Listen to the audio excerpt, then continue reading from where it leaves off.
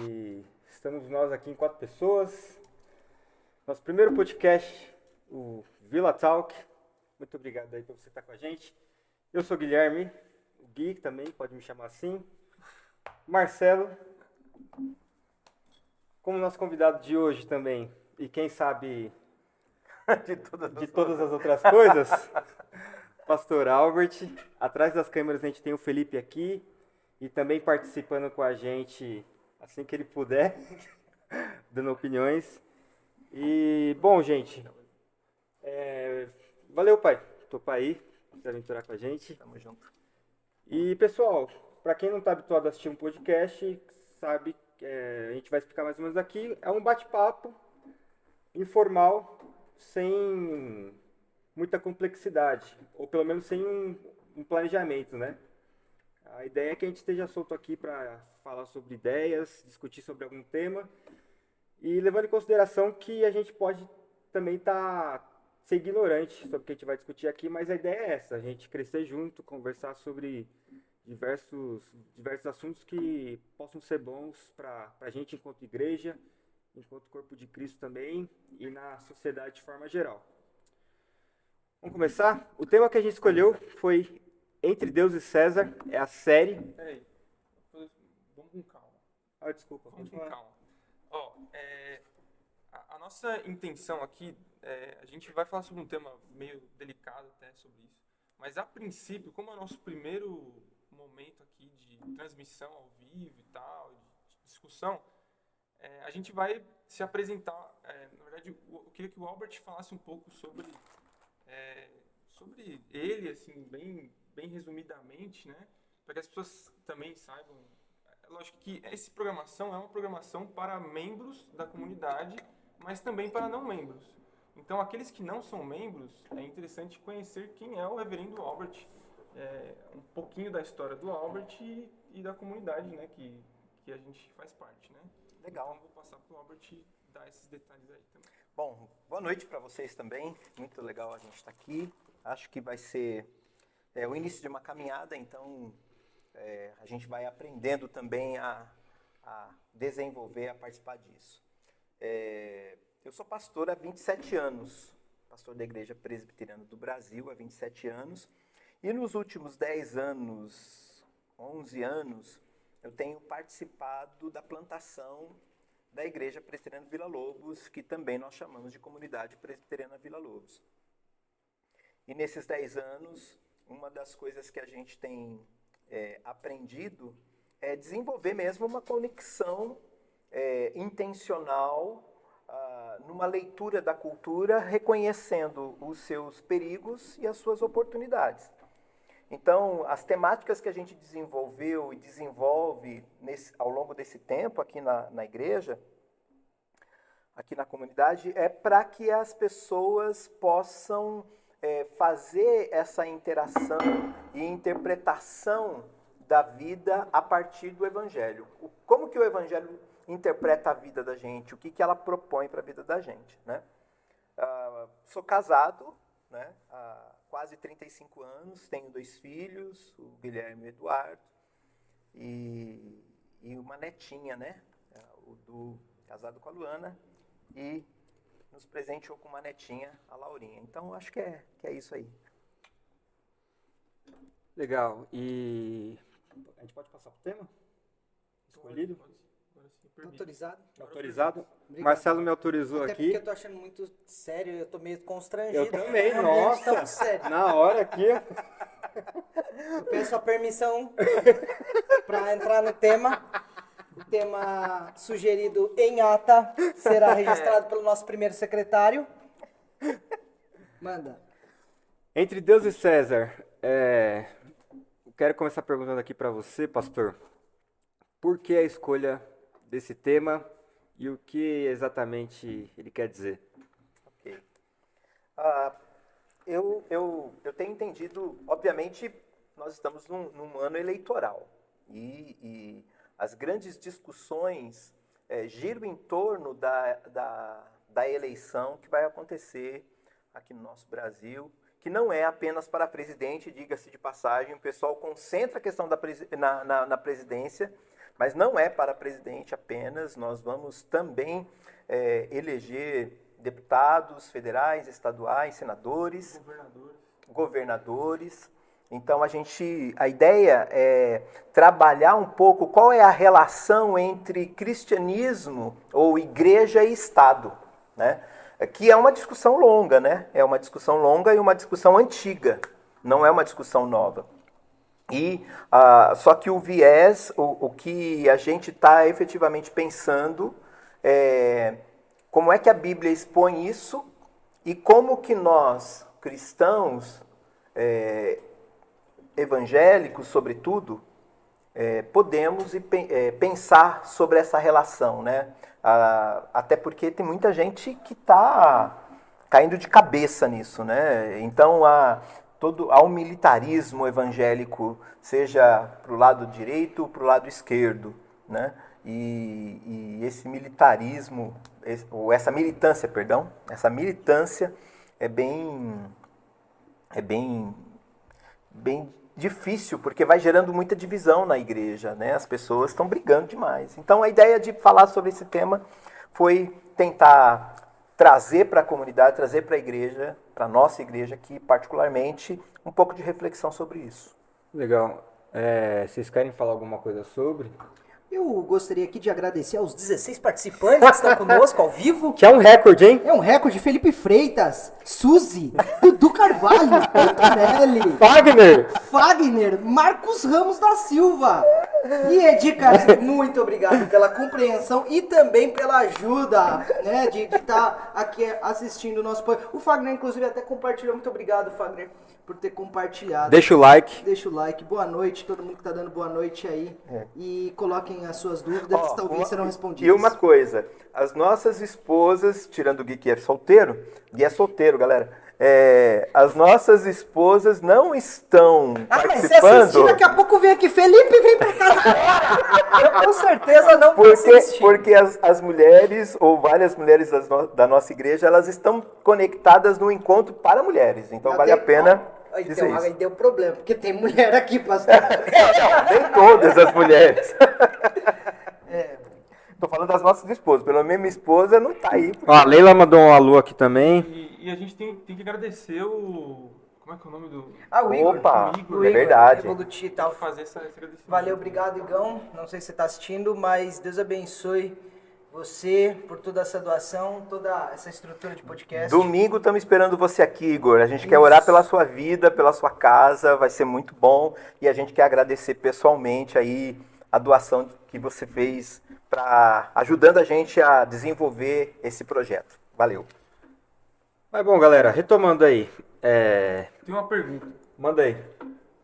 Uma pergunta simples, mas eu fiquei pensando, eu falei, bom, vamos começar do simples, né? Pensando nessa série, em como a gente foi, né, foi impactado, foi confrontado, né? Então, a primeira pergunta o que é idolatria? Já que a gente começar falando o que é idolatria, a gente falou bastante sobre idolatria na série. Sim. Então, o que é idolatria, pastor Simão? Basicamente, idolatria é a divinização de qualquer coisa ou pessoa que assume o lugar que é de Deus. Então, você pode colocar um monte de coisas e pessoas no lugar de Deus e isso se constitui na idolatria. Falando de uma maneira muito simples, né? Eu acho muito legal a gente tentar reconhecer a idolatria no coração da gente e talvez uma maneira quando alguma coisa nos é tirada e a gente diz que não consegue mais viver sem aquilo se tornou um Deus pra gente. De certa forma, então, todos nós somos idólatras. Uau! O João Calvino... Isso que eu ia falar, na minha pregação. Tá pegando spoiler.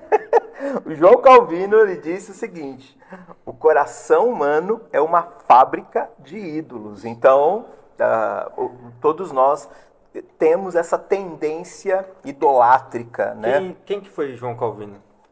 Para contextualizar, né? Ok, João Calvino, ele foi o sistematizador da doutrina chamada calvinista. Na verdade, não ele foi o sistematizador da doutrina que nós chamamos de calvinismo, né? O calvinismo vem depois de Calvino, por incrível que pareça, mas ele sistematiza através de um trabalho que ele desenvolveu chamado As Institutas. Ele sistematiza a doutrina bíblica, né? A compreensão bíblica a partir da doutrina. Trindade, soteriologia, pecado e tudo mais. E para... Ou seja, ele foi um bambambam do cristianismo. O cara foi...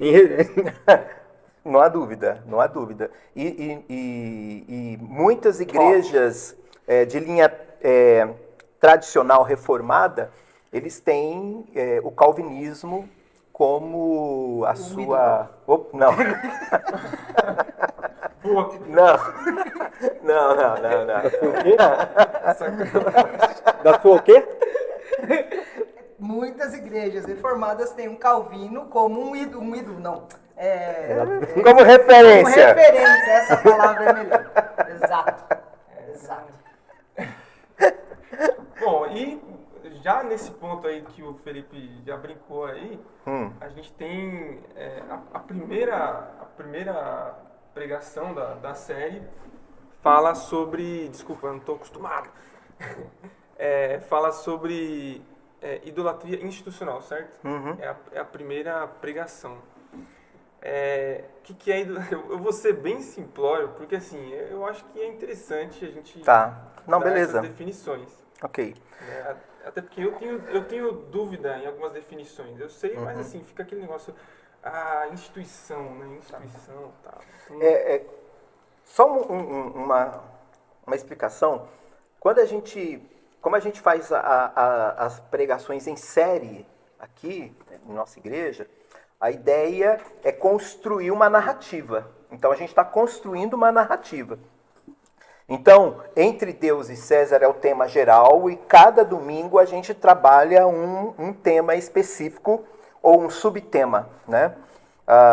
E nesse sentido, o primeiro tema, quando a gente falou sobre a idolatria institucional, foi Deus está no deserto. A gente tomou o texto que fala que João Batista, a gente pegou o texto de Lucas, que João Batista foi para o deserto e começou a pregar e anunciar o arrependimento e tudo mais.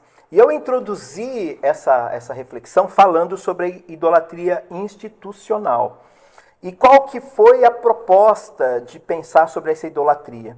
De achar que a instituição está acima do próprio Deus. E era o que estava acontecendo lá naquele momento, né? O Lucas, o evangelista, ele escreve lá no seu evangelho dizendo o seguinte, ele situa cronologicamente, geograficamente, ele tem esse papel, né, bastante significativo como historiador que foi também, ele situa João Batista no deserto, mas ele fala quem é Herodes, quem eram os sumos sacerdotes daquela época. E ele faz isso propositadamente porque havia uma relação de conchavo mesmo, eu não consigo encontrar outra palavra, de conchavo entre a fé judaica, né, e o Estado romano. E a fé judaica, dentro das suas características, obviamente, ele tinha lá o sumo sacerdote. Então, Lucas cita 2 sumos sacerdotes, né? Anás e Caifás. E depois, uma das coisas que a gente falou é que, dentro da lógica, Perdão? quem deveria... Trilha sonora. Desculpa. E quem deveria ser, de fato, o sumo sacerdote deveria ser o João Batista. E aí, o que a gente tentou colocar é o seguinte, você deixa de ouvir Deus para ouvir a instituição. E só até fazendo um parênteses, que eu acho bem legal nessa história, que acho que a gente conversou, mas acabou não até entrando. Mas, se você analisar o contexto político da época, Jesus, o Messias, na verdade, ele era para vir como um político, como aquele que... Ou era essa a expectativa? Exato, essa era a expectativa. De vir um cara que ia salvar o... Muito provavelmente, muito provavelmente. A gente faz essa inferência porque o povo esperava o Messias, né? O Exato. povo estava esperando o Messias. Jesus, ele é um contraponto naquilo que era a expectativa do povo. Muito Total. provavelmente alguém que ia gerar a libertação, porque o povo de Israel estava cativo ou estava vinculado a Roma, né? Assim como todos os outros povos, porque a gente está falando do Império Romano, né? E então a expectativa era, vem um libertador para trazer pra gente aquilo que a gente quer E e nos até colocar entre os no... partidos ali dos fariseus havia uma guerra muito grande, né? Entre os Fariseus, saduceus, etc. Né? Herodianos. Então, a idolatria política é quando você coloca a instituição acima de Deus. E foi isso que aconteceu na época de Jesus. Né? O judaísmo estava acima do próprio Deus, ou tudo aquilo estava para conduzir o povo numa relação de subserviência, de controle de massa daquilo, da fé. Mas você acha que isso... Qual a origem disso? Você acha que o próprio povo judeu, alguém específico do povo judeu, criou essa expectativa e isso ficou para todo mundo? Olha, uma das maneiras que Roma conduzia isso era justamente propor essa relação com os seus cativos, nos quais eles mantinham a religião. Porque a religião sempre foi muito importante, né? Continua sendo muito importante. Então Roma dizia assim, a gente vai manter vocês na religião, não vamos impedir vocês adorarem os deuses de vocês ou o Deus de vocês, mas vocês têm que prestar conta pra gente. Por quê? Porque no final das contas a gente sabe que a religião ela é instrumento de controle. Uhum. Então Roma foi muito inteligente nesse sentido, né? De estabelecer. Então era Roma que efetivamente autorizava e dizia, esse aqui vai ser o sumo sacerdote, aquele vai ser o sumo sacerdote. Entendeu? Por isso que João Batista está no deserto. Por isso que o tema da mensagem daquele domingo foi Deus está no deserto. E aí eu fui muito incisivo dizendo o seguinte, ó, Deus saiu do templo. Né? E a mensagem de Deus foi para fora do templo.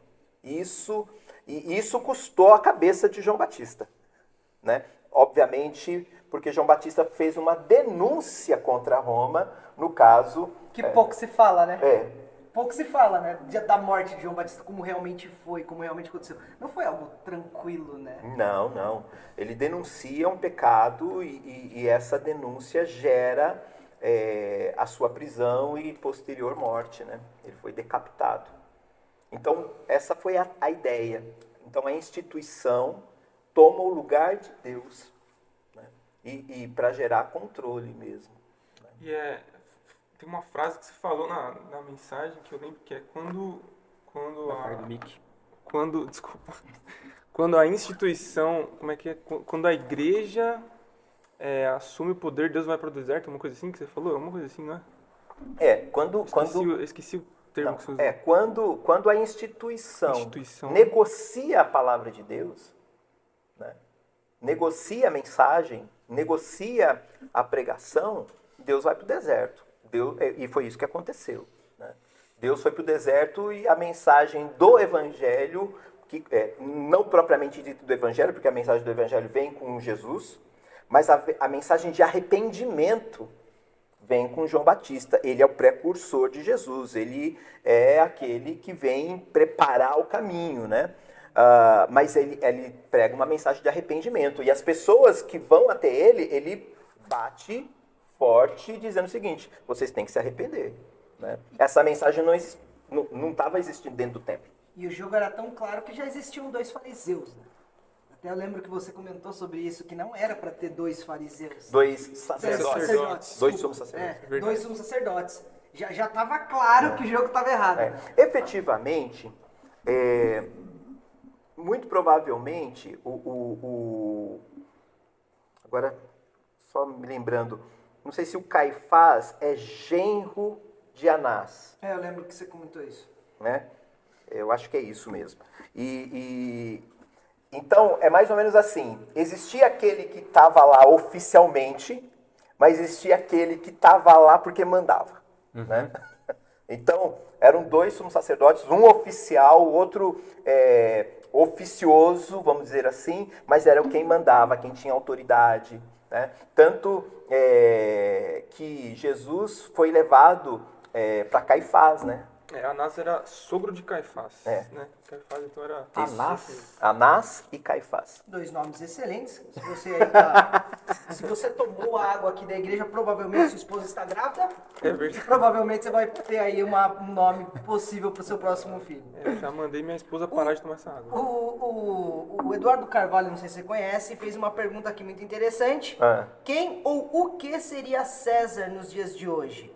O que significa dar a César o que é de César em nossos tempos atuais? Uau! Quem é o César? Ainda não nasceu, né? O Eduardo, você podia ficar quieto. Eu acho que é polêmico. Né? César representa o Estado, né? O Estado é César. Toda estrutura política, porque pensar em César, pensar em Roma, e pensar em Roma, ou na forma como os romanos estabeleciam, é pensar numa cultura, não apenas num nome ou numa pessoa, mas numa cultura. Então César, hoje, é a política estabelecida, né? Guardada, obviamente, as devidas proporções. Significa dizer que dar a César é reconhecer o poder do Estado, mas entender que não é um poder absoluto, é um poder delegado.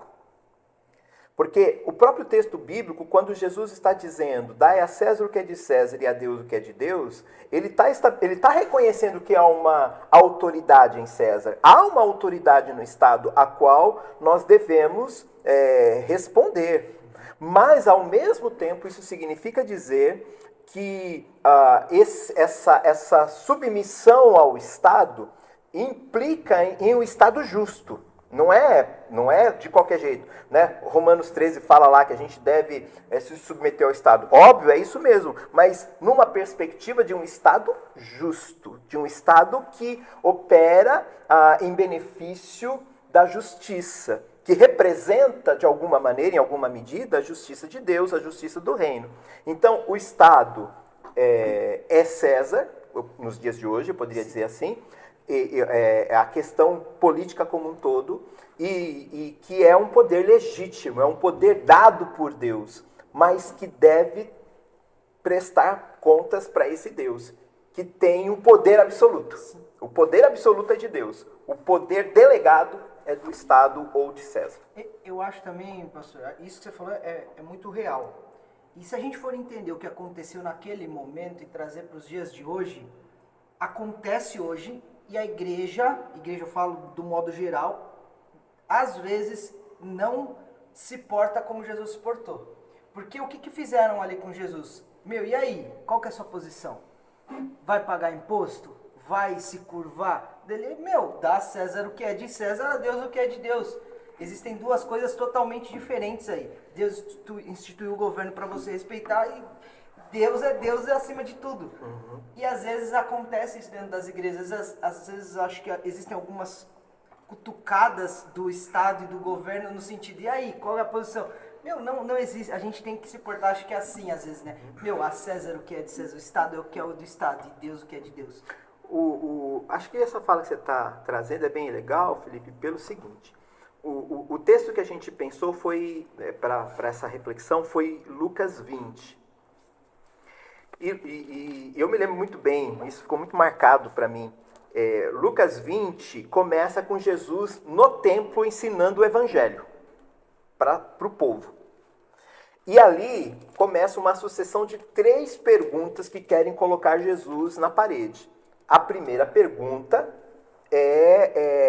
são dos líderes ali do templo, né? São dos fariseus, são dos mestres, né? Depois vem uma segunda pergunta que entra, né, justamente a pergunta, o que a gente faz, né? Devo pagar imposto? Devo pagar imposto? E a terceira pergunta são dos saduceus, que não acreditavam em ressurreição. Então, as três perguntas, de alguma maneira, são perguntas que Jesus responde mostrando qual é a definição de Deus e do reino, né? E eu fiquei bastante incomodado porque Jesus estava no templo ensinando o evangelho e os caras vêm com umas perguntas do tipo, mas com que autoridade você faz isso? João batiza assim, e você? Qual que é Aí ele responde com outra pergunta, né? O método maiêutico, né? Você Qual que é o nome do método? Vocês viram? A conversa aqui tá bem cult, né? De quem? O método o quê? Maiêutico. Maiêutico. É um método socrático, né? De responder com perguntas, de fazer perguntas, né? Não responder objetivamente. Inclusive, obrigado aí pela sua pergunta. Continue mandando perguntas, pessoal. A ideia aqui desse bate-papo é justamente que a comunidade participe, né? E os internautas aí, a galera que está assistindo, internautas, que palavra mais velha, mas enfim, quem está na transmissão aí, possa mandar a pergunta que a gente vai tentar fazer com que ela seja respondida da melhor forma possível. Perguntas polêmicas como a do Eduardo, tentem deixar mais para o final. Você falou aí desse termo aí de pergunta. Uhum. Eu ouvi falar que a melhor forma de você tentar ganhar um discurso ou convencer alguém de alguma ideia não é afirmando algo para ela, mas é sobrepondo o questionamento, com perguntas o que ela está afirmando. Porque isso vai fazer ela refletir. E eu acho que era muito do que Jesus fazia, né? Jesus respondia objetivamente também, óbvio. Sim, mas eu tô falando de gente que não quer... Que não pergunta para aprender. Exato. Essa Tem pessoa. tem gente que não pergunta para aprender. Né? Ou então, tipo assim, ele não tá disposto de forma... Não importa se ele entrou num debate ou numa discussão para aprender. Ele só quer sair dali com a opinião dele validada. Uhum. Então, não importa qual racional você seja, você não vai convencer essa pessoa. Exatamente. Que é o que me parece que Os era... argumentos. É o que me parece que era o tipo de pessoa que eram os fariseus na época, sabe? Que todas as perguntas que eles faziam para Jesus era no sentido ou de pegar ele na curva no sentido, tá vendo? Ele não é o Messias. Ou ao contrário, tá vendo? Ele tá falando que ele é o Messias. Uhum. Então todas as perguntas já eram com essa intencionalidade. A vida de Jesus, né? Basta a gente ler o Evangelho, a gente vai ver com muita clareza. Jesus incomodou todo mundo, inclusive Herodes. Sim. Né? Mas ele incomoda porque ele desestabiliza a maneira como a religiosidade era vivenciada naquela época. Se a gente trabalhou no mês anterior o Sermão do Monte, né? Mateus 5, 6 e 7, e ficou muito claro, né? Ouvistes o que foi dito, eu porém vos digo. Então, essa proposta do reino, ela desintegra a religiosidade. Ela chama para uma espiritualidade verdadeira, real, honesta, confrontadora, né? Então, não tem como. Os argumentos de Jesus eram verdadeiros e as pessoas, ou muitos, chegavam lá tentando questionar. Você me fez lembrar de João 3. João 3 vai Nicodemos conversar com Jesus. Ele era o mestre da lei. E ele chega lá e fala, mestre, sabemos que és mestre vindo da parte de Deus, porque não fazes milagres se Deus não estiver com ele. E aí ele vai na palavra, se você não nascer de novo. Né? Então, havia uma sinceridade, mas um questionamento legítimo de Nicodemos. Né? Mas Nicodemos não sacou na hora, né? Isso que ele quis dizer. Não, porque ele ainda perguntou como Como posso posso ter nascido, nascer de novo. Exatamente. E foi uma pergunta honesta. Teve uma acho época, que qualquer um, tipo... teve uma época que eu pensava assim, que era uma pergunta tola, mas não, eu achei, depois eu refleti, pensei, não, foi uma pergunta honesta. Como é que eu faço esse negócio? Outra pergunta que eu acho que foi honesta também, e eu fui entender, Mês passado que eu fui estudar o Sermão do Monte, eu ouvi isso de um pregador e, abriu minha mente. Do jovem rico. O que eu tenho que fazer? Guarda os meus mandamentos. Na minha mente, sempre foi assim, guarda os meus mandamentos. Daí ele falou assim, não, isso eu já faço. Daí, na minha mente sempre foi assim, então me segue. Tipo assim, quero ver se é bom. Aí um pregador pegou e falou assim, você já parou para pensar que Jesus queria que ele guardasse os mandamentos? Ele falou que guarda. Jesus olha para ele e fala, cara, se você guarda... Já era. Demorou! É isso, cara. Que eu preciso! Me segue! Aí ele deu... Logo, ele não guarda. Logo, ele não Mas, guarda. mas ele achava que ele guardava, então. Exatamente. Exato. Há uma pretensão ali, né? Como que eu faço pra ser salvo? Eu sou bom pra caramba. Eu queria... Falta alguma coisa? Só falta isso eu comprar. Entendeu? Então, Dependendo da denominação, dá. Não, é que hoje em dia a gente consegue isso. Naquela época já não tinha isso ainda, né? Mas vamos lá. O Ozeni perguntou aqui. Então pode existir a instituição formada, falar em nome de Deus e sua pretensão não... E a sua... caramba. Presença Vamos não estará lá. Então pode existir uma instituição formada, falar em nome de Deus e sua presença não estar lá. É isso. é possível. É forte isso, hein? É possível. Sim. É possível. É isso que é o nome de Deus em vão? Não. Porque Sim. Também. Vamos lá. Uma coisa primeiro, depois a outra. Isaías, capítulo 1, vai dizer bem isso que foi falado na pergunta. Deus chega e fala assim, olha, eu estou farto do culto de vocês. Vocês não agem com justiça. Não adianta vir com um monte de sacrifícios, eu não vou aceitar isso. Então, e eles faziam naquela perspectiva, não, estamos fazendo tudo que a gente precisa fazer, a gente está trazendo aqui o animal para o sacrifício, etc. E Deus fala assim, olha, só que vocês estão vivendo de maneira injusta. Né? E o próprio profeta Isaías, mais para frente, vai falar sobre o jejum que Deus aceita, né? Que é um jejum da justiça, que olha para o próximo, que olha para aquele que está em necessidades. Né? Então é possível sim, uma instituição, é possível. Deus vai chamar isso também de sepulcro caiado. É um negócio bem sério. Né? Isso é algo até comum, né? Posso dizer que naquela época era comum e hoje também, por exemplo? Eu acho que essa afirmação é bastante séria. Né? Porque dizer que é comum é como se a gente estivesse assumindo aí um julgamento. Eu acho que não dá para a gente julgar, não. Né? Isso existe, porque nós somos pessoas, os seres humanos são caídos, né? Nós temos a natureza pecaminosa, né? Nós somos da doutrina reformada, e a doutrina reformada deixa isso muito claro, né? Sobre a questão da queda, e a queda afeta completamente a nossa natureza, né? Somos resgatados em Jesus, mas somos afetados pela natureza pecaminosa. E isso necessariamente não se torna colocar o nome de Deus em vão, mas eu disse que sim também, porque é interessante. Algumas pessoas dizem assim, Marcelo, fica falando o nome de Deus aqui, o nome de Deus ali e tal. Para mim, a Bíblia mostra que você dizer coisas que Deus não disse em nome dele é colocar o nome de Deus em vão. Mas eu falei nesse sentido por quê? Porque às vezes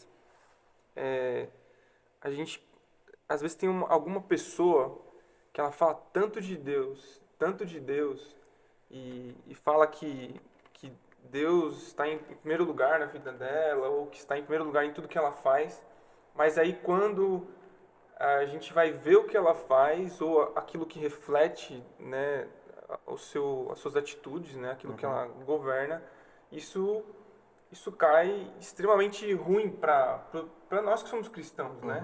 Porque aí olha lá, aquele cara lá é um cristão e tá lá, ó, roubando, fazendo conchavo, não sei o quê. Então foi nesse sentido que eu coloquei, então isso tem a ver, eu também... Não, eu acho que conversa, eu acho que dialoga, sim. Né? Você está desonrando a Deus, né? Deus fala isso do povo de Israel em determinados lugares, né? Esse povo me honra com os lábios, mas o seu coração está longe de mim. E isso é uma coisa séria. Mas é Deus quem está dizendo isso, né, gente? Uma coisa é Deus dizer, outra coisa é a gente.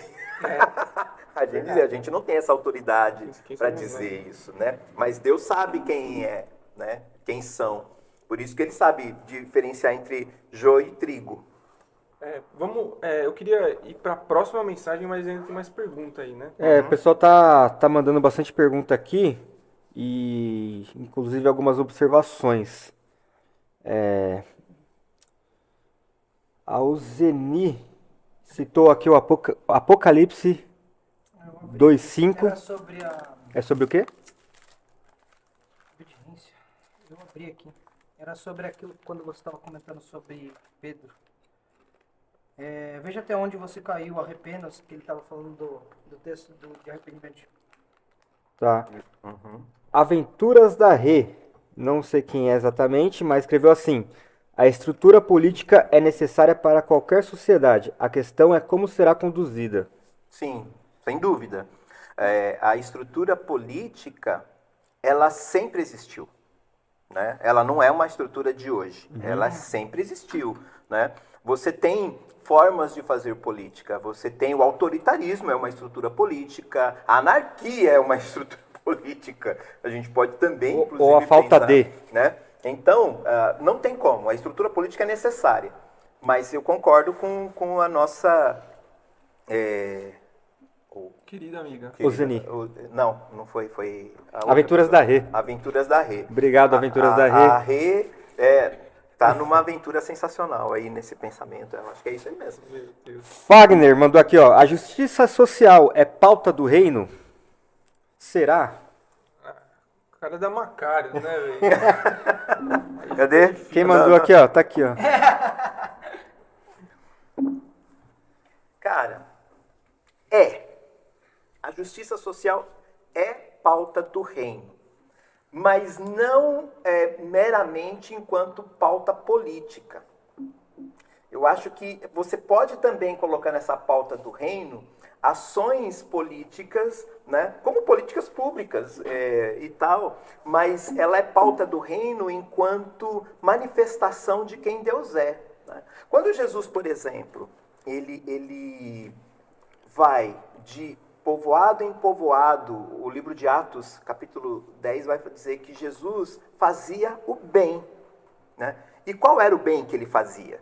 Ele curava, ele libertava, ele multiplicava pães, ele aconselhava, ele perdoava. Né? Então, obviamente que é pauta do reino a justiça social. O próprio ensino sobre piedade, né? Por exemplo, Ser né? piedosos, né?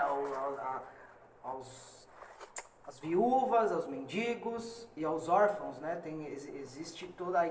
isso é algo deixado de Cristo para a igreja. É a função... E vem antes de Cristo. O povo de Israel foi ensinado por Deus nesse sentido. Né? Cuide. Aliás, esse era o pecado lá de Isaías. Vocês não estão cuidando dos órfãos e das viúvas. Então, isso é uma pauta. Né? É que quando a gente fala pauta, sempre dá um ar político, militante da pauta. Né? E eu sei que não é isso que o Fagner está dizendo, porque eu conheço. Mas eu lembro uma vez que você perguntou, Guilherme, para mim, né? O cristão tem que defender alguma pauta, alguma coisa? Causa. Uma causa. E eu falei assim, sim, todas. Você citou isso em algum culto. Ele citou. Todas. Por quê? Porque a justiça do reino me leva a olhar o necessitado, a justiça do reino me leva a orar com quem precisa ser consolado, a acolher aquele que está carente. É a justiça do reino, é a graça de Deus. A graça de Deus, né, é a grande a atuadora disso tudo, né? O que eu vejo hoje em dia é que, tipo, até uma coisa que aparentemente deveria ser fácil de se discutir, como é essa, acaba se tornando um problema nos dias de hoje, porque, ao meu ver, né, eu vejo que boa parte dos cristãos desconsidera isso, porque isso já ficou pauta de um, de um lado político, e outros que defendem isso com garras, né, ao mesmo tempo eles acabam, parece que, tornando isso um amuleto. Se tratando agora do cristão hoje, né? E como que você vê isso, né? Porque o que eu vejo é difícil uma pessoa que entende que tem que realizar isso, entende que, de certa forma, é um movimento político, né? Porque a gente está interferindo na sociedade, eu entendo assim, né? Sim. Mas para alguns, tem gente, por exemplo, aí falando que isso já não é nem mais cristianismo. É uma caridade barata, se eu posso assim dizer, entendeu? Então, como que você vê isso? É muito amplo, né, Guilherme? É muito amplo. A sua pergunta é muito ampla, né?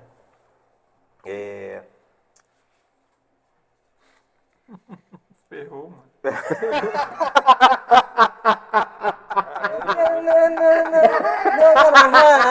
Ainda bem que vocês moram na mesma casa, né? Vocês se resolvam depois aí. Então vamos lá. Ok. É muito amplo. Mas a gente precisa entender, e aí eu quero trazer de novo a nossa teologia, a teologia reformada, eu quero para dizer o seguinte: nós não somos salvos pelas obras. E eu acho que tem muita gente que pode estar tentando conquistar o seu pedacinho de terra lá no céu fazendo bem. Essa não é a nossa teologia. Nós não somos salvos pelo bem que fazemos a qualquer pessoa. Nós somos salvos pelo bem que Jesus fez a nós morrendo por nós na cruz. Ponto. Então, indiscutível. Porém, todo aquele que foi alcançado por essa graça salvadora vai manifestar em boas obras, sim. Né? O livro de Tiago vai falar isso. Né? Você diz que tem fé, mas não faz nada. Eu, por aquilo que faço, mostro a fé que tenho. Então, Tiago vai fazer essa discussão. É um reflexo, né? Exatamente. Até como gratidão. Puxa vida, Deus me salvou, olha, Deus me libertou, deixa eu servir, deixa eu honrar. E como é que a gente serve a Deus? A gente serve a Deus servindo pessoas. A gente serve. Quando você canta para Deus, claro, mas você tem que tomar cuidado com o ouvido de quem está cantando, de quem está ouvindo. São pessoas que estão ouvindo você cantar. Assim faz a mim, né? Aquilo que faz aos meus, assim faz a mim, né? Exatamente. Mateus 24. Mateus 24. Todas as vezes que eu fizesse a um desses pequeninos, fizeste para mim. É bem lembrado. Né? Então, só que eu não posso tomar isso como, então, meio regra. Ou como autojustificação. Eu vou fazer isso para ser... olha o que eu estou fazendo, olha o bem que eu estou fazendo. Né? Final do Sermão do Monte, Mateus capítulo 7. Mestre, nós não libertamos, não curamos, nós não expulsamos demônios em teu nome? Jesus vai falar, mas não sei quem são vocês. Não conheço vocês. E Mateus 24 vai dizer o seguinte: quando foi que nós não te vimos com sede, não te demos de beber, te vimos com fome, não te demos de comer, te vimos nu, não te vestimos, ou estavas preso e não fomos te visitar? Todas as vezes que vocês não fizeram para um dos meus pequeninos, é como se não tivesse feito para mim. Então tudo é para Deus, é para a glória de Deus. Então talvez a grande diferença seja quando a gente está fazendo aquilo para glorificar Deus e a gente está fazendo aquilo para se glorificar ou para receber glória dos homens. Talvez essa seja a diferença, né? Dessa amplitude toda que você... E é uma grande tentação, né? Pro coração humano, assim. Quando ele não tá bem, ele vai lá fazer uma boa obra. Exatamente. E aí ele se sente recompensado porque ele fez uma boa obra. Tá cheio de gente. Como eu sou bonzinho. Ou quando dá o dízimo, né? Bom, eu não fiz nada, mas deixa eu dar o dízimo. Jesus fala assim: se você vai levar a tua oferta, mas você se lembrou no meio do caminho, que tem alguma coisa contra um irmão, não dê oferta. perdão, Primeiro perdão. resolva problemas. Mano, se isso daí vier toda... Não, essa não, gente. Ok, corta. Caramba, não deixa o pessoal saber, hein, meu. O bom é que as pessoas vão parar de dar oferta. Exatamente, vou parar de dar oferta. Bom, vamos para mais uma pergunta e aí a gente já tá aí, acho que 50 minutos de transmissão. Nossa, rapidão, hein, meu. 52 minutos, passa muito rápido. A gente vai orar por todos os 22 participantes que estão aqui assistindo a gente. Inclusive, pessoal, você que está nos acompanhando aí, de repente não está inscrito no canal da comunidade, Deus tá vendo, viu? por favor, faça isso. Antes de entregar a sua oferta. Dá o joinha aí, dá o joinha, clica no like, tá bom? Isso assim você ajuda a gente aqui também. Vamos só mais essa pergunta aqui do Mauri, né? A Cristina mandou aqui. A pergunta é: pensando em alguns regimes autoritários e opressores que existem nesse mundo, teria algum regime aprovado por Deus? Boa pergunta, hein? Perguntar. Regime Não. é uma coisa que não se Muito. aprova de jeito nenhum. Entendeu? Começa por aí. Regime é uma coisa que dói. Você tinha para mudado de aqui, comer, Nossa. emagrece. Foi falar isso aí, meu Deus. Tava morrendo de medo. Quando ele começou a falar, eu ainda botei fé. Nossa. Aí depois. Ele mudou o olhar e eu falei, putz, mano. Já Ele era. vai falar. Ele vai falar. Olha, Falando, Herbert. o que Deus estabelece nas Escrituras é o reino. O reino não é um regime, né? Mas é o reino. No mundo nós temos diversos regimes, como foi dito, regimes autoritários, né? É impossível você ter alguém que tem a natureza caída e é seduzido pelo poder. Aliás, essa foi uma das nossas denúncias, né? A busca pelo poder. Eu até não usei aquela frase famosa, mas não usei porque já é muito famosa e ia ficar muito brega, né? Mas eu vou usar agora. Você quer conhecer alguém? Dele? Poder. Né? Eu ia falar outra coisa. Se divorcie. Aí você vê quem é quem. Ou case. Ou case. Não. Eu sou muito bem casado. Mas você conheceu. Tô falando que não. Conheceu. Conhecer não quer dizer que é ruim conhecer. Exatamente. Então, é o reino de Deus. Porque o reino de Deus é reino de justiça. E Deus, que é o rei, ele conduz com equidade, com equilíbrio e firmeza e aquilo que é justo, né? Essa é a ideia da equidade. Não é parcial, não vai para um lado ou para outro, mas é equilibrado, né? Então, de fato, Deus estabelece o seu reino. Então, não tem um regime que seja aprovado por Deus. É óbvio que a democracia é aquilo que nós humanos conseguimos estabelecer para que a gente consiga viver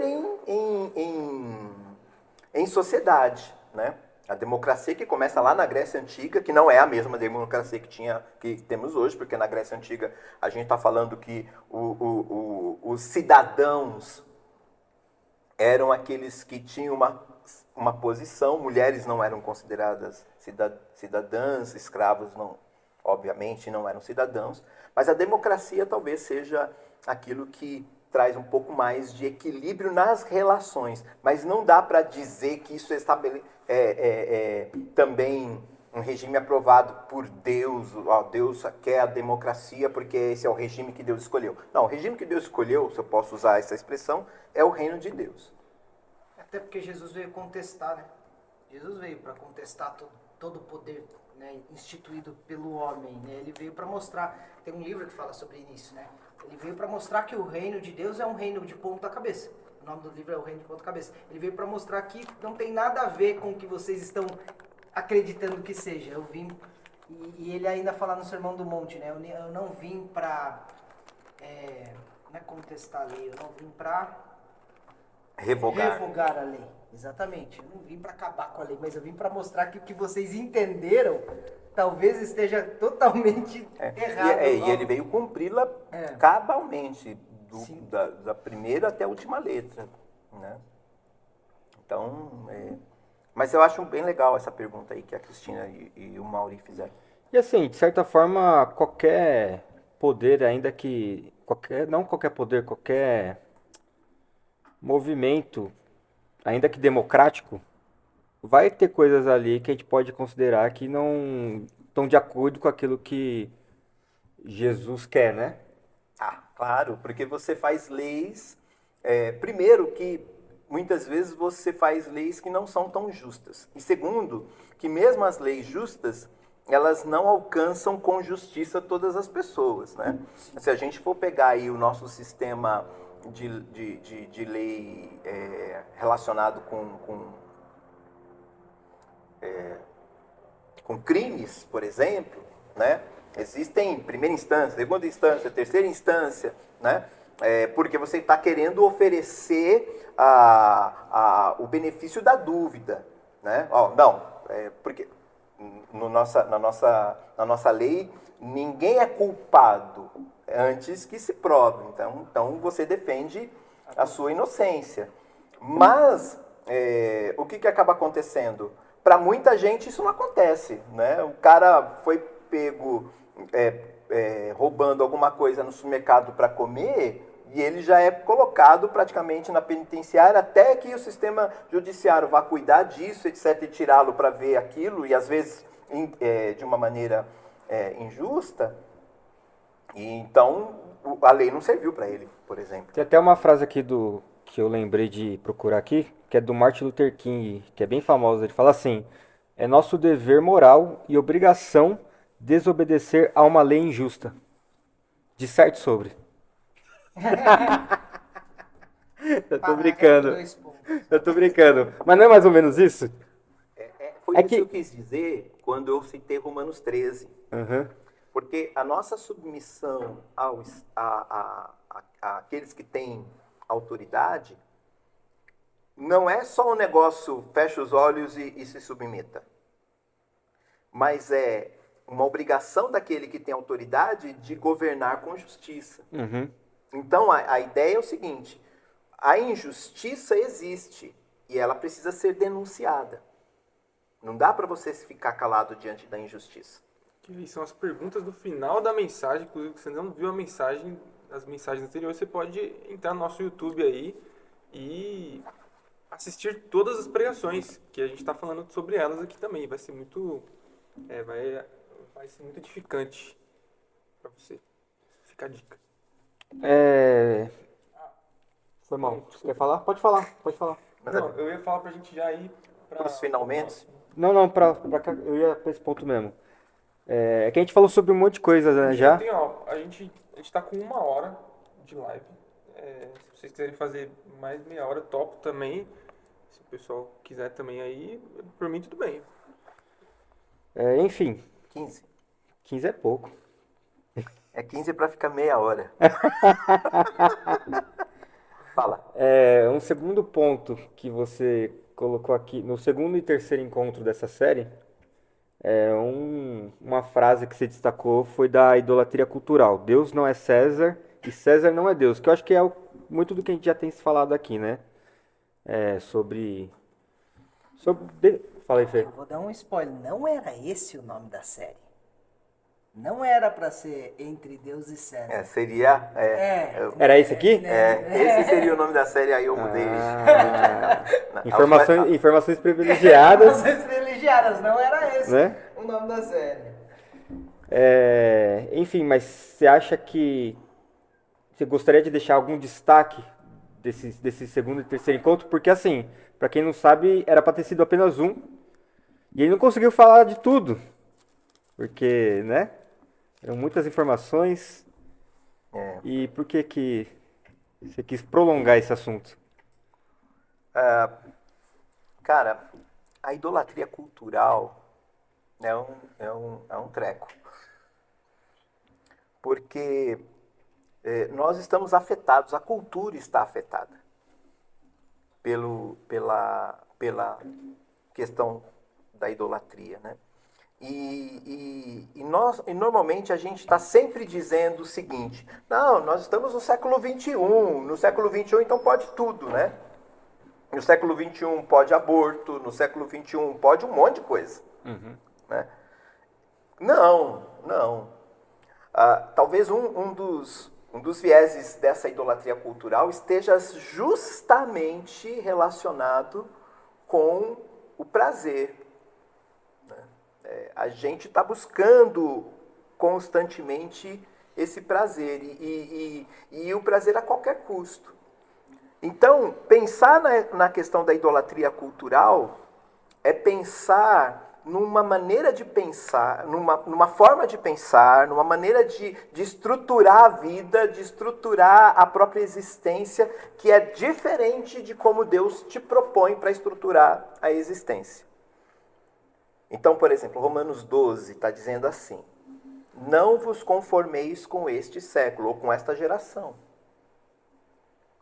Então a ideia é o seguinte: como é que eu não me conformo? Pela renovação da minha mente, que é uma obra do Espírito Santo. Então o Espírito Santo vai me ensinar a renovar a minha mente, ou a pensar conforme as Escrituras, conforme a palavra. Mas a própria geração que vivemos já não considera a palavra. Né? Você vai pegar um monte de cristãos, gente que acredita em Deus, mas que ele diz o seguinte: essa parte eu acredito da Bíblia, aquela parte eu não acredito da Bíblia. E normalmente a parte que a gente não acredita é aquela que a gente não concorda. E normalmente aquela que a gente não concorda é aquela que nos confronta. Normalmente. Né? Sim. É aquela que nos confronta. Então, isso a gente não para pensar, mas a gente entrou na vibe da cultura que simplesmente chama de verdade aquilo que eu concordo. Verdade é o que eu concordo. Isso é uma questão cultural e que é fruto dessa idolatria. Tem um ponto muito interessante que eu estava tentando lembrar e eu achei. Em Romanos 4, Paulo está citando Abraão como um exemplo de fé. Só que ele cita um ponto sobre a lei muito interessante. Eu vou ler aqui porque é muito bom.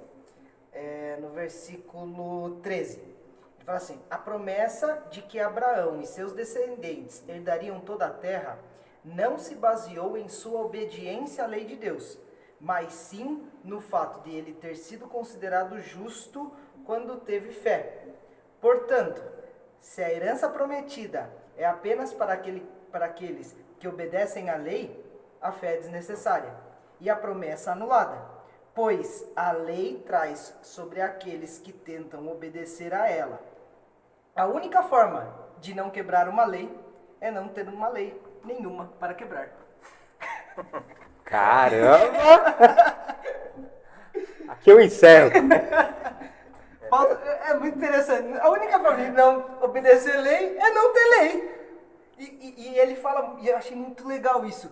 Abraão, ele não teve tudo que teve, nem foi por causa de uma lei. Não, porque ele foi justo. A lei era porque ele foi justo. E por que ele foi justo? Tá ali pra trás, né? É que é o capítulo inteiro de que ele tá falando, né? Por que ele foi justo? Né? Porque ele creu. Por isso que Abraão é o pai da fé. Esse é o tipo de pergunta que o pastor faz porque ele quer responder. Não quer que a gente responda. Entendeu? Não quer. Gênesis 15.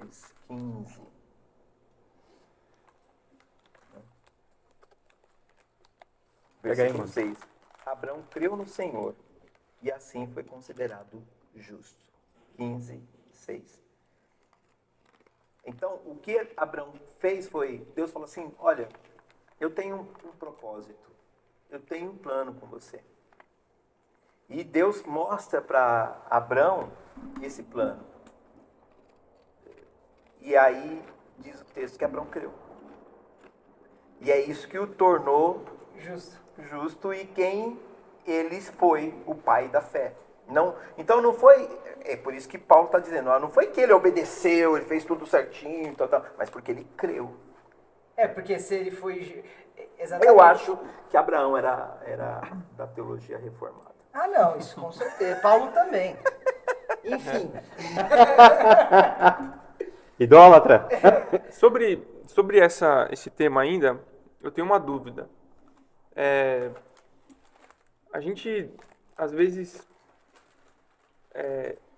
cair no erro dizer que houve um momento bom da humanidade ou que houve alguma cultura da humanidade que a gente deveria ter olhado mais, a gente deveria ter preservado mais e que a modernidade acabou corrompendo isso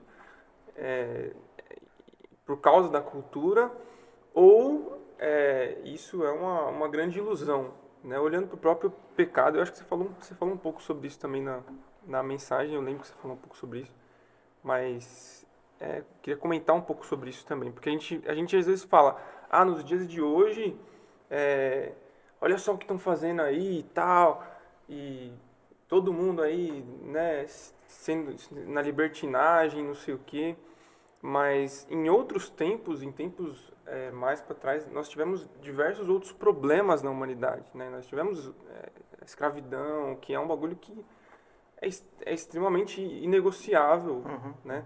Então, mas houve algum momento cultural da humanidade que a gente possa falar, quando a humanidade esteve nesse ponto aqui e tal, Tava legal. Tava top. Não. Éden, ou né? teve. Acho que ele... Talvez. Vamos permitir que o Felipe continue. Acho que ali, naquela parte ali dos 7 dias também, sabe? Nossa. Acho que esse tempo assim. Desculpa, gente, desculpa. Essa foi boa. Cara, é o seguinte. A graça de Deus é um negócio extraordinário. E em todos os tempos, Deus sempre vai, por causa desta graça, fazer preservar raios, insights de quem Deus é no ser humano. Mesmo naquele ser humano que não necessariamente o conhece, né? E conhecer nessa perspectiva que a gente diz de ser convertido e tudo mais, né? Então, você vai ver isso em toda a humanidade, né? Agora, também é inquestionável que esses flashes, né? Eles são flashes porque a humanidade é uma humanidade caída, né? A queda afetou todo mundo em todos os tempos. Então não tem como você questionar isso. E aí você vai ver a maldade ou a rebeldia do ser humano, né? Vai ver essa maldade, essa rebeldia se manifestando de diversas formas, em todos os tempos também. Eu acredito particularmente que houve uma evolução da humanidade, uma evolução, inclusive a própria democracia é essa evolução, porque você pega nos tempos bíblicos, é o seguinte, essa terra é minha, não é minha. Fala, então vamos lutar por ela, né? Eu te mato e levo o despojo, né? Que são as conquistas da guerra. Então eu levo o despojo. Então, agora, obviamente, há um marco que eu acho que é importante a gente considerar, que é a passagem da Idade Média para a Idade Moderna. Que significa o quê? Colocar o homem como medida de todas as coisas. Isso do ponto de vista histórico mesmo, né? O homem passa a ser medida de todas as coisas. O que isso traz? Benefícios? Traz. Claro que traz. Né? Em que termos? Medicina, por exemplo, né? Pesquisa, etc. Isso. Não, existia antes também, desculpa. Não sei se era isso que eu ia falar, me adiantei. Não, eu ia perguntar se saberia dizer exatamente que época, que ano que isso aconteceu, tipo assim. A gente está falando do século XV, XVI e tudo mais. O próprio movimento da Reforma Protestante no século XVII é um movimento que vem com o iluminismo. Não é só... Ele é um movimento religioso, mas ele vem com o iluminismo. A minha dúvida era essa, se era esse período de iluminismo ou antes até. Não, ele vem com isso, porque várias coisas estão acontecendo no mundo, né, que corroboram, que contribuem, né? Ou seja, por exemplo, é com a reforma que vem a ideia, a doutrina de que somos todos sacerdotes. Ou seja, todos podemos falar com Deus, mas então havia um equívoco nesse sentido antes? Sim, havia um equívoco. Quando você tem a livre leitura das Escrituras, isso chega às mãos, né? Claro, você precisa ser alfabetizado. Se você não é alfabetizado, você também não lê. As missas eram todas em latim, então alguns ficavam do lado de dentro, mesmo sem entender muita coisa, e um monte de gente do lado de fora sem entender absolutamente nada. Então você democratiza, né, a Bíblia na mão das pessoas. E isso vem com a imprensa. Então você tem vários movimentos. E eu acho que até a Bíblia mostra isso. Problemas que eram resolvidos no Velho Testamento, né, no Novo Testamento, Jesus já mostra que poderiam ser resolvidos. Por quê? Porque a Bíblia, eu sempre falo isso, né? Ela é um livro sagrado, é um livro de cunho totalmente direcionado espiritualmente, mas ela também é um livro geográfico, é um livro histórico. Claro, sim. Né? Então ela mostra isso também pra gente, né? Que existe, né, ao passar da leitura cronológica dela, você vai ver um extremo avanço, né? Também. Sim. Agora, é que você fez uma pergunta que não dá pra gente responder só objetivamente. Sim, não, porque, obviamente. Mas, por exemplo, quando você tem um avanço dessa autonomia, e vou usar a palavra autonomia no sentido lato. O que né? seria o sentido lato? No sentido... Na minha cabeça veio lacto, leite. Mas eu...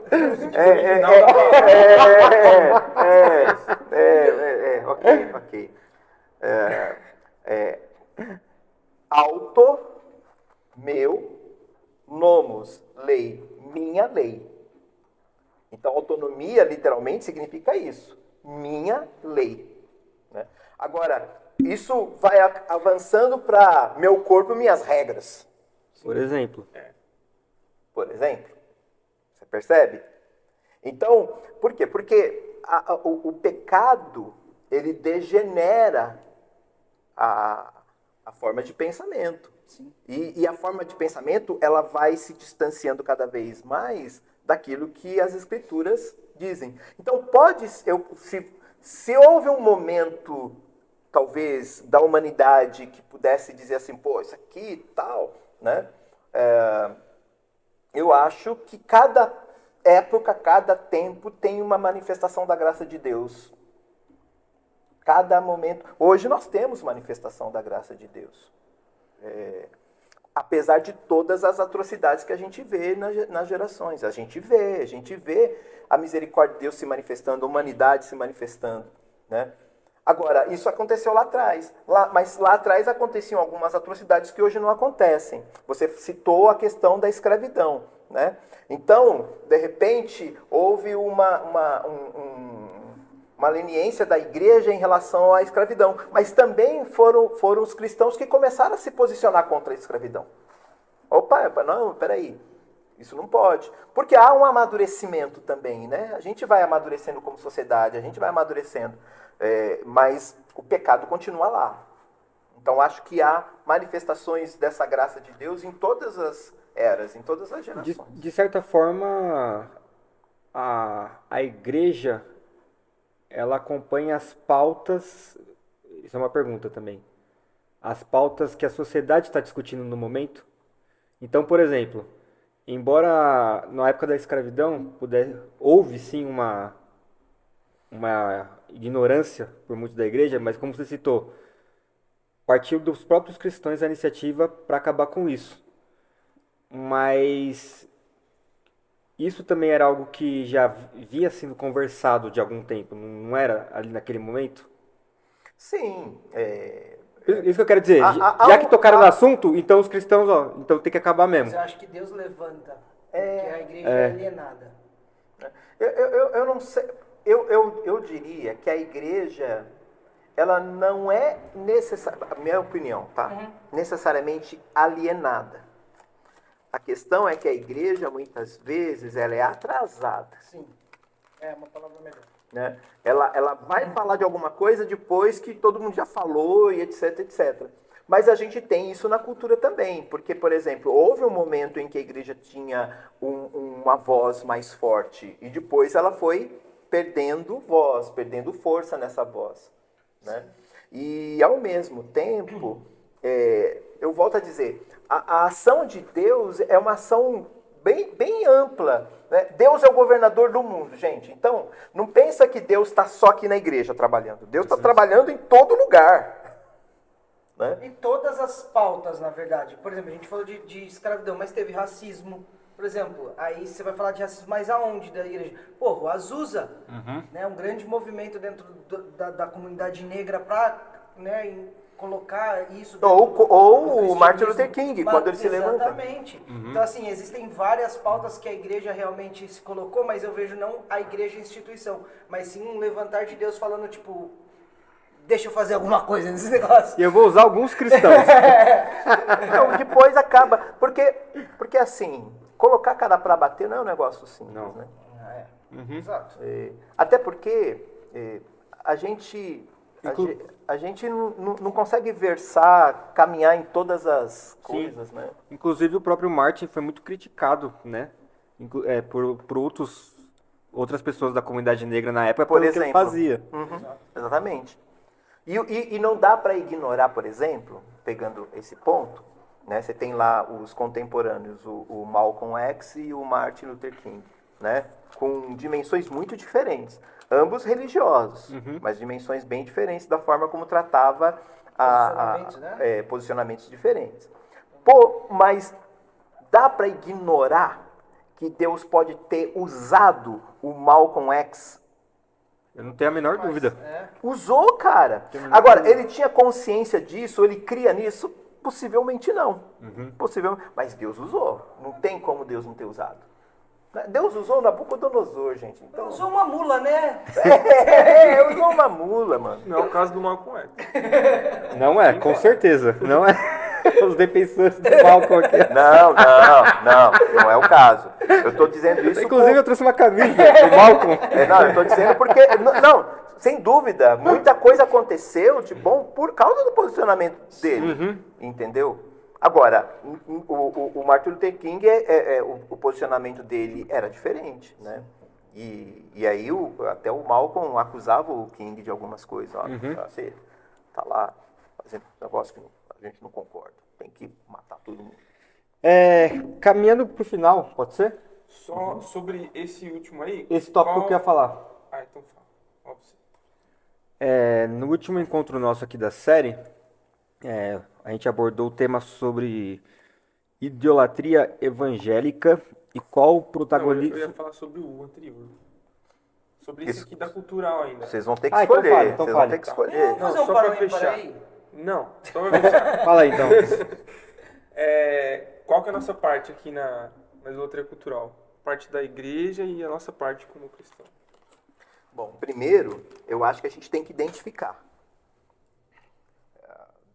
É discernir. Né?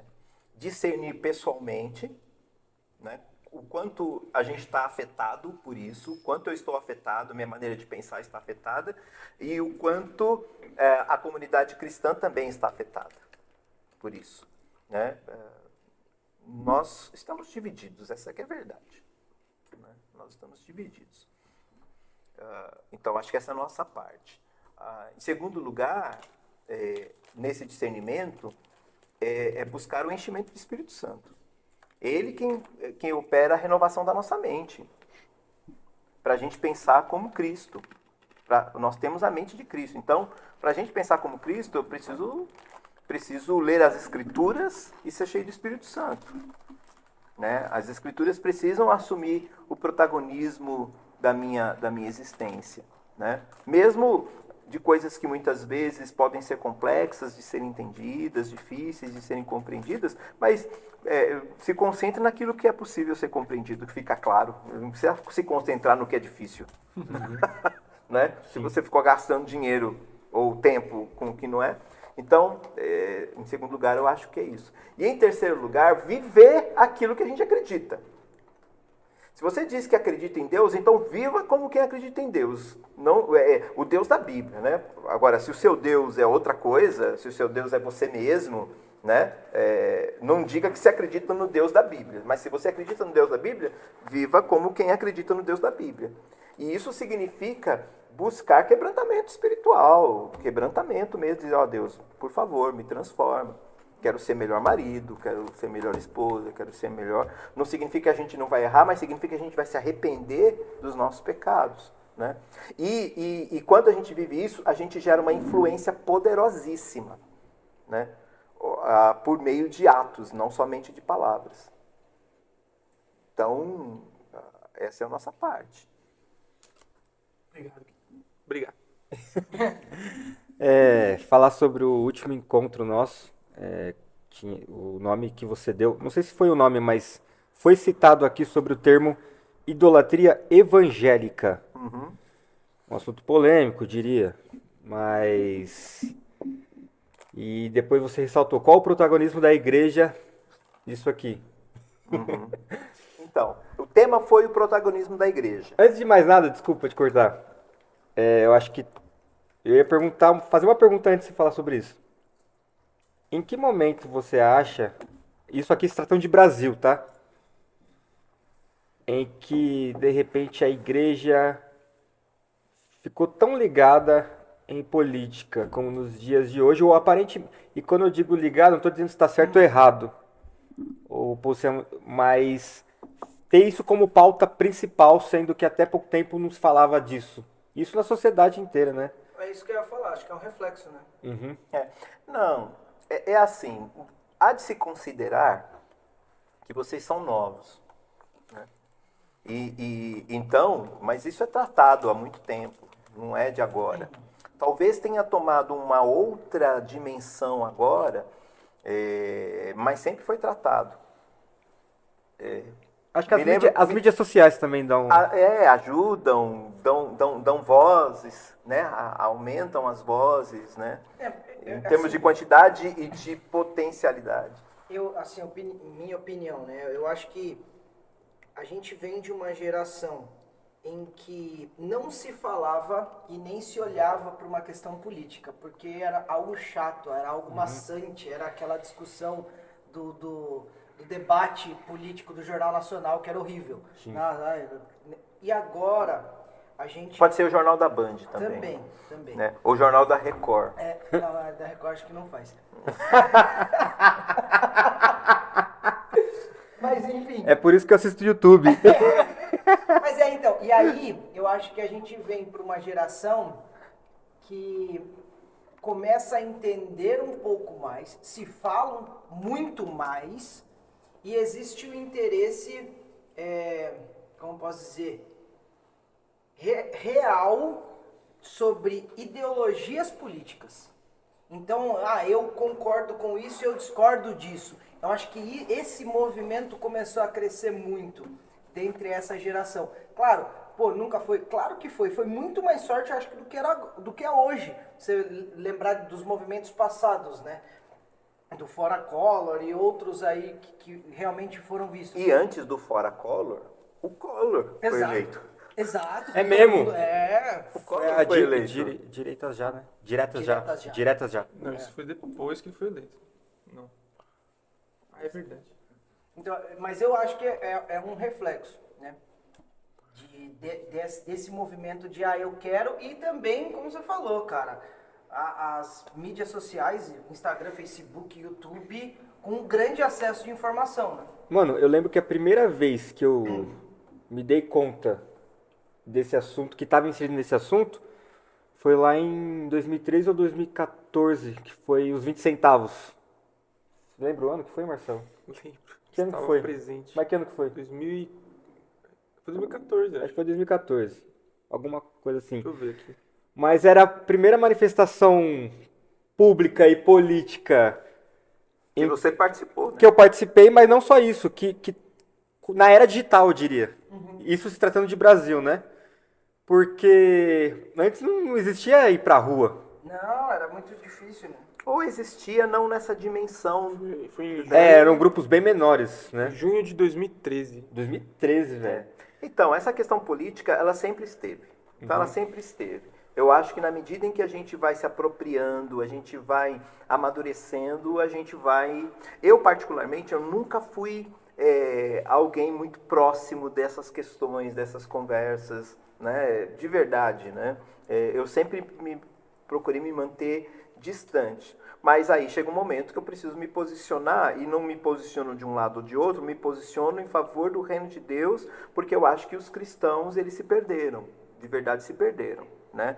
E quando eu digo se perderam, eu não estou dizendo que se perderam por causa de A ou de B, se perderam quando divinizaram A e B, quando assumiram que tem que ser esse, não aquele, tem que ser aquele, não esse. Então, para mim, se perderam nesse sentido. Ainda que tenha o papel de escolher, tenha a função de escolher, enquanto cidadão, etc. Como se fosse... Porque quando faz isso, eu não consigo olhar para o meu próprio umbigo, eu não consigo olhar para os meus próprios erros, eu não consigo olhar para as minhas próprias mazelas. Então, acho que esse é o grande problema. O candidato A é de todo bom e o candidato B é de todo ruim. Ou o candidato B é de todo bom e o candidato A é de todo ruim. Né? Então, eu até falei sobre isso. Nenhum dos dois vai levar para o céu ou para o inferno. Nenhuma das alas vai levar para o céu ou para o inferno. Né? A gente é igreja. Né? Igreja é lavada no sangue de Jesus. Então, agora, a gente precisa ser igreja. E quando eu falei da idolatria evangélica, é porque se coloca no povo evangélico, ou por ser evangélico, como se fosse o cara que vai resolver o problema. Eu até cito, esqueci agora o nome do país lá. Zâmbia. Foi na Zâmbia que eu Foi falei? Zâmbia que você falou. Lá na Zâmbia, um candidato evangélico que foi eleito e que aí ele diz agora essa nação é de Jesus. Não é dessa forma. Não, agora a gente vai fazer uma expulsão de tudo que é mal que foi feito. Não é dessa forma. Então, de repente, isso é uma idolatria. Né? Uma idolatria evangélica, inclusive, que é o que... Exatamente. Então, não é dessa forma. Eu preciso... E eu até usei uma frase do Paul Freston. Ele diz o seguinte, problemas...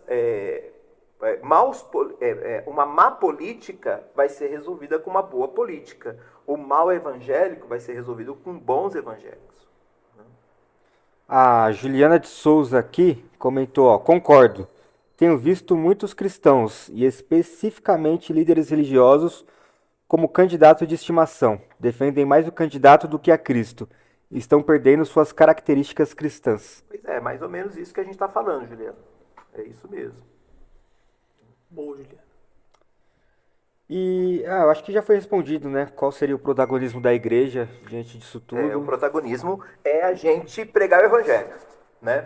E pregar o evangelho em todo lugar. O texto usado foi Atos 13. E em Atos 13, você tem lá na igreja de Antioquia um cara que veio e que foi ensinado com Herodes, o tetrarca. E depois Paulo pregando para o procônsul Sérgio Paulo. Então, o evangelho precisa chegar nesses lugares. Então, o protagonismo da igreja é pregação do evangelho para a libertação. Porque podem existir pessoas que Deus chamou e vocacionou para atuarem na vida política? Podem, inclusive cristãos? Podem. Mas não é a igreja instituição. Não que dê certo. Aí a gente pode deixar isso Aliás, para um outro podcast. Aliás, eu lembrei agora, teve uma frase que você falou no último encontro, alguma coisa mais ou menos assim, que a igreja tá atrás de poder nos dias de hoje. Na verdade, ela negociou, ela perdeu a sua autoridade Não, mas espiritual. o poder político, né? Não o Sim. poder de Deus, Não, no caso. então, é esse o problema. Achando que vai conquistar a sociedade através do poder político. Não vai. Não vai. Não tá. Não tá. Não tá. Faz sentido. Não tá. Ponto. Não vai. Ó, a Cris falou aqui, ó. Ana Cristina Fonseca. Abraço, Cris, valeu. O problema é o que os candidatos representam e não somente a retórica por si só. Sempre. Esse é um grande problema aí também, né? Porque, tipo, inclusive a gente estava conversando sobre isso outro dia. Não é só a pessoa, mas toda Tudo aquilo a que ela- bagagem Tudo aquilo que ela representa. que ela tá trazendo. É isso aí. Às vezes, e muito provavelmente, ela não tá nem falando aquilo porque ela acredita. Sim. Né? Mas é porque tem um... Por isso que é um problema. Por isso que não dá para você dizer o seguinte, é isso ou é aquilo. De fato. Agora, enquanto cidadão, você tem o seu direito de escolha. Mas não vem colocar goela abaixo que a igreja X tem que votar em A ou B. Pelo amor. Era uma pergunta que eu ia fazer, inclusive. Já respondi. Não, a pergunta é assim, se a porta estreita tá no caminho da direita ou da esquerda? Não, tô brincando. Não, Aí sacaneou. tá no centro. Tem uma porta ali que eu tô saindo por ela já. Pode estar em cima. Não, é doido isso. Eu vi um corte. Desculpa, gente, é que agora eu tô lembrando das coisas. Mas eu vi um corte daquele deputado lá, o Bezerra. E ele fala, eu já vi cristãos piedosos de direita e cristãos piedosos de esquerda. Mas o posicionamento Eu vi esse corte. é muito bom, Mas assim, o que ele quis dizer, não é o posicionamento político que vai definir ele como cristão. Exato. Esse é o problema que nós temos enfrentado hoje, né? Alguns estão acusando, os cristãos estão se acusando mutuamente, dizendo, você não é cristão se você faz isso, você pensa aquilo. Você não é cristão, você não... Não, eu não penso dessa forma. Eu particularmente não penso dessa forma. Eu acho que nós estamos limitados. É muito difícil você acreditar em tudo que a mídia coloca, porque isso é enviesado. Mas a gente sabe pela Bíblia que a natureza humana é caída, cara. Esse é o problema. Né? De você divinizar A, ou B, C, D, F, o abecedário inteiro. Eu falo, não, tá, a natureza é caída. Então, vai haver corrupção, vai haver desmandos, vai haver um monte de coisas. E eu não posso estar firmado nessa aí. Eu preciso fazer o meu protagonismo enquanto comunidade cristã, enquanto igreja, não está vinculado a isso. Eu não serei mais ou menos crente, ou não devo ser mais ou menos crente por causa de candidato A ou B. E acho que a gente concordar com determinadas pautas não significa que a gente concorda com todas as pautas daquele lado ou de outro lado. A gente pode concordar com algumas coisas e discordar de outras. Devemos. Devemos, exatamente. Devemos. E para mim é essa que crítica. as pessoas falam isso, né? As pessoas falam, mas você concorda com tal coisa? Então você acredita na entendi. economia de tal forma? Então se você concorda dessa forma, então você Pois é. é ateu também? Exatamente. Não é. Esse é o problema. Uma coisa não tem nada necessariamente a ver com a Não. outra. Por quê? Porque primeiro que nós não somos tão versados assim. Nós somos ignorantes políticos, num certo sentido. Né? E nós somos ignorantes da política, do que está acontecendo. A gente vê uma fração. Né? E penso ainda que o nosso papel, por exemplo, você que está ouvindo, que está vendo, se você tem a tendência a ser de direita, critique a direita. Boa. Se você é de esquerda, critique a esquerda. Da corte, hein? Porque é fácil a direita criticar a esquerda e a esquerda criticar a direita. Eu quero ver a direita falando mal de si mesmo, do seu umbigo, falando assim, tá errado. Não significa que eu mudei meu voto, mas tá errado. Só que fica muito... Exatamente. E o outro lado também. Tá errado. Então tá errado. Ponto. Agora, como cristão, eu tenho toda a autoridade para dizer X de A, de B, de C e de D. Por quê? Porque eu vou pelas Escrituras. Olha, à luz das Escrituras, isso está errado. À luz das Escrituras, aquilo está errado. E esse é o nosso protagonismo. Sensacional. Muito bom. Senhores, 1h37. Excelente, Deu. hein? eu gosto muito, né, de fazer um negócio, um podcast, e gostaria de fazer com vocês. Ok. Se fosse para resumir esse podcast em pequenas palavras, Guilherme Carvalho, como você resumiria? Cara, tinha que começar comigo? É porque você está aqui na minha Ainda bem. 75 graus aqui, entendeu? Aí Cara, favoreceu. Cara, eu definiria como esclarecimento, como... Eu não tô achando a palavra, sabe? Fica com esclarecimento. Esclarecimento. Exato, esclarecimento é uma boa. Mr.